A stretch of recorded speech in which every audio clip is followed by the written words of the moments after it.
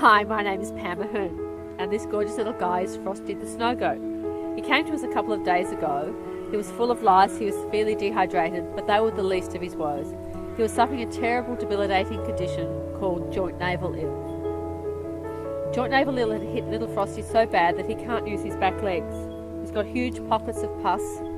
His body's full of toxins. Hello? We've filled him full of antibiotics and pain relief, but he still can't use his back legs. So Leon Trotsky has very kindly lent Frosty his cart. Hey? It's really important that we keep Frosty mobile so that he can move about and help those toxins get flushed out of his system.